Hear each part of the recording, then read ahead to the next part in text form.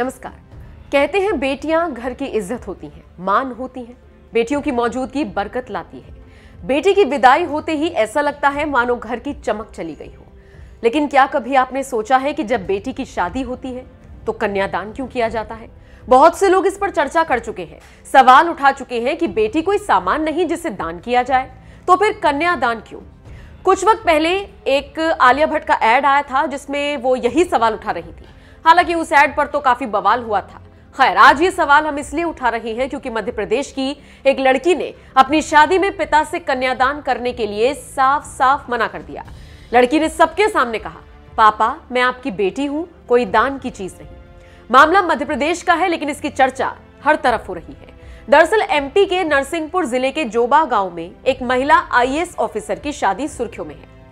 IAS का नाम तपस्या परिहार है, जिन्होंने यूपीएससी की परीक्षा में 23वीं रैंक हासिल की। तपस्या ने आईएफएस अधिकारी गर्वित गंगवार से शादी की है। इस शादी में वैसे तो सब कुछ रीति रिवाजों से ही हुआ, लेकिन जब बारी आई कन्यादान की तो तपस्या ने पिता से ऐसा करने से मना कर दिया। तपस्या ने कहा, मैं दान की चीज नहीं हूं, आपकी बेटी हूं पापा, इसीलिए शादी में कन्यादान की रस्म नहीं कराई गई।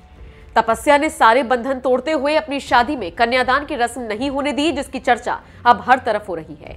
आईएएस अधिकारी तपस्या ने बताया, बचपन से ही मेरे मन में समाज की इस विचारधारा को लेकर तरह तरह के सवाल आते थे।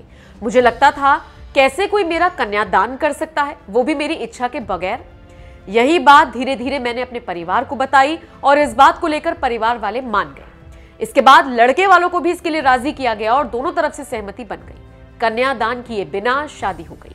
तपस्या ने कहा, दो परिवार आपस में मिलकर विवाह करते हैं तो फिर बड़ा छोटा ऊंचा नीचा होना ठीक नहीं, क्यों किसी का दान किया जाए। और जब मैं शादी के लिए तैयार हुई तो मैंने भी परिवार के लोगों से चर्चा कर कन्यादान की रस्म को शादी से दूर रखा। इस पूरे किस्से पर तपस्या के पति गर्वित का कहना है कि आखिर क्यों किसी लड़की को शादी के बाद पूरी तरह से बदलना होता है, चाहे मांग भरने की बात हो या फिर कोई ऐसी दूसरी परंपरा जो ये सिद्ध करे कि लड़की शादीशुदा है।